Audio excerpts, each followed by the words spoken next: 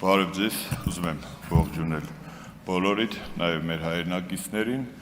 սկզբում կուզեի ռեպլիկի կարգով անդրադարձ կատարել պատգամավոր Թագուհի Ղազարյանի ինձ ուղղված ռեպլիկին, թե որ կուսակցության խորհրդից եմ դուրս եկել կամ ներս եկել, ավելի լավ էր Ղազարյանը ինձ հարցներ, թե իրենց իշխանությունը որ բանտներին զուգարկել եւ որտեղից եմ ես հիմա եկել։ Եվ երկրորդը, երբ որ մեծ ցուցակով մանկապարտեզների ցանկ էր կարդում, մեր ցուցակը այնքան էլ մեծ չի, մեր կուսակցության առաջնորդի եւ նրա ընտանիքի կողմից կառուցած մանկապարտեզների, բայց գոնե Լոռու եւ Տաուշի մարզերում 5 մանկապարտեզ է կառուցվել լրիվ զրոյից ու սեփական միջոցներով եւ որևէ քաղաքական շարժարիտ դրա տակ չդնելով։ Հիմա, երբ որ ես երկարատև ամենաերկար քաղաքական բանտարկությունից հետո եկա այս մուտքով ներս եւ հայտնվեցի ամենաբարձր քաղաքական շենքում, քաղաքական ամբիոնի մոտ ու առաջին օրվա ելույթներն էի լսում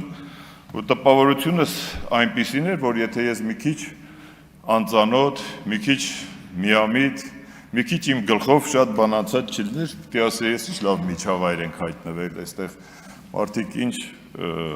արժեհամակարգեր են դավանում, բարեկրթություն, բարևարկություն, հանդուրժողականություն եւ հիշողության մի քիչ թարմացումից հետո կհիշեի օրինակ ես, որ 2 ամիս առաջ այս նույն քաղաքական ուժը մեր Հայաստանի Հանրապետության փողոցներում քարոզարշավի ժամանակ ինչ ատելության, ինչ դոզավորված, ինչ քարոզարշավ էր լուտանքների, ասֆալտներին փռելու, խլելու եւ այլն Եվ նաև մի քիչ եթե միամիտ լինեի, պիտի մտածեի, որ այնտեղ պիտի նստած լիներ Արտուր Սարգսյանը, որովհետև նոր ազգային ժողովի ձևավորմանը զուգահեռ պիտի մեր պատգամավորը նորընտիր այստեղ նստած լիներ, բայց տեսնում եմ, որ չկա։ Եթե մի քիչ ավելի անտեղյակ մարդիկ լինեինք, պիտի մտածեինք, որ այս երկրում ընդհանրապես քաղաքական բռնաճնշումներ չեն եղել, չկան, այսօր չկան տասնյակ, միգուցե մի քանի տասնյակ քաղաքական բռնաճնշումների ենթարկվող ու ենթարկված մարդիկ, օրինակ մեր կուսակցությունը առաջնորդող Սամվել Կարապետյանը 7-8 ամիս բանտում եւ հետո մինչեւ հիմա տնային կալանքի տակ չի։ Գագիկ Ծառուկյանը, ով երբ քաղաքական ակտիվություն է դրսևորում միանգամից դառնում է թալանչի հանցագործ, մյուս ժամանակաշրջաններում ինքը ընդամենը խոշոր գործարար էր։ Խոսքի ազատությունների, չգիտեմ, իշխանություններին քննադատելու համար այսօր բազմաթիվ քաղաքական ակտիվ, պասիվ եւ տարբեր բնույթի գործիչներ գտնվում են կամ անազատության կամ սահմանափակ ազատության սահմաններում։ Եվ երբ լսում էի պարոն Ռուբինյանի կոչը ընտրվելուց առաջ, բնականաբար մոտս հարց չէր առաջանում, որովհետեւ մարդը նոր ստանձնում է պաշտոն, նոր հիմնարկ, այսպես ասած, կազմակերպություն, որպես վարչական պիտի ղեկավար եւ ինքը ցանկություն ունի բնականաբար, որ խաղաղ, հանդուրժողականության, կառուցողական մթնոլորտում ընթանան աշխատանքները։ Պարոն Կոնջորյանի մասին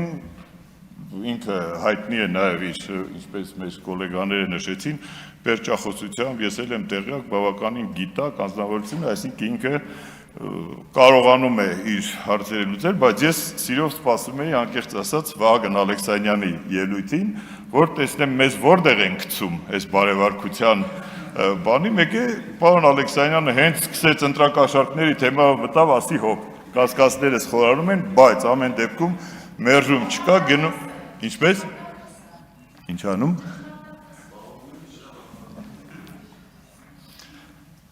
ես ձեզ չէի ընդհատում, լավ, ու չէ, ես վատ բան չեմ ասում, ձեզ թվում է, թե վատ բան եմ ասում, չէ,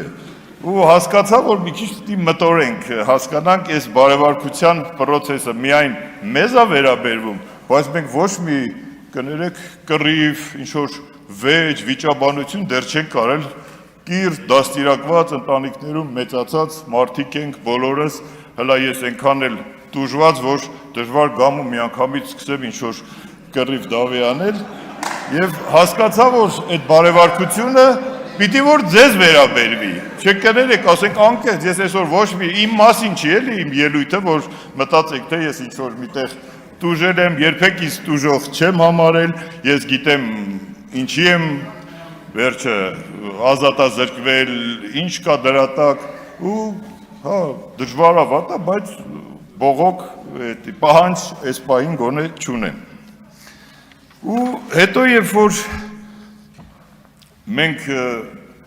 լսում ենք խորհրդարանում, ես մի քիչ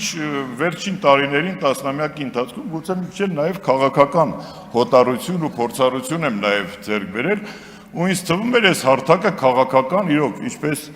մեր Նարեկ Կարապետյանը նշեց, քաղաքական մտքի դարբնոց պիտի լինի, ինչ-որ մտքերի գեներացման մանավար նոր ուժ է եկել, որը որ դեռևս փորձարկված չի, ասենք քաղաքականության մեջ, գուցե ինչ-որ այդ մտքերի փոխանակության, գեներացիայի ընթացքում մենք կստանանք ինչ-որ պրոդուկտ, չգիտեմ, որը օգուտ կլինի գուցե մեր երկրին, մեր ազգին, հասարակությանը, բայց ինչի բախվեցինք մենք, ես տեսա կներեք, 8 տարվա իշխանություն եք դուք, մենք նոր ենք, մենք հնարավոր է քաղաքական ինչ-որ մեծ գեներացիաներ մեր մոտ դեռևս չունենանք, նոր ստեղծվի, բայց դուք 8 տարվա իշխանություն եք, 8 տարվա քաղաքական պայքարի գոնե թե վերջին 8 տարվա եւ կներեք արտահայտությունից ես որևէ քաղաքական միտք, քաղաքական օրակարգ այստեղ քննարկումների մեջ չտեսա։ Նորից մենք գնացել ենք 99 թվական, մոտավորապես մի ինչքան տարի է։ Մի 30 տարի, լավ, մոտավորապես գալիս ենք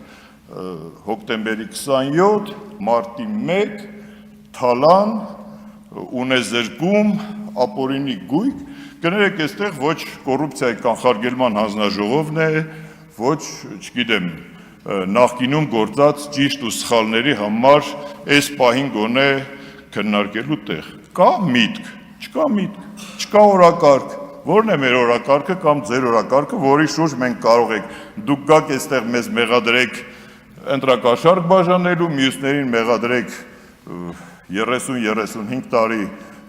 թալանելու կամ չգիտեմ ապօրինի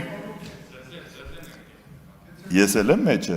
ես բանկապարտ ես չունեմ այդ հավատը աչքիս ես ու դու մենակ չունենք կներեք դու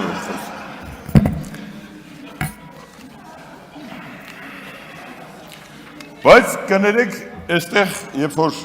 մենք բոլորս նաև գիտենք, հասկանում ենք, որ Հայաստանի սահմանադրությամբ մեր երկիրը պարլամենտական երկիր է, հետևաբար այստեղ ոչ միայն ծնվում են քաղաքականությունը, միտքը, օրենքները, այստեղ ծնվում են վարչապետներ, նախարարներ, չգիտեմ, ամբողջությամբ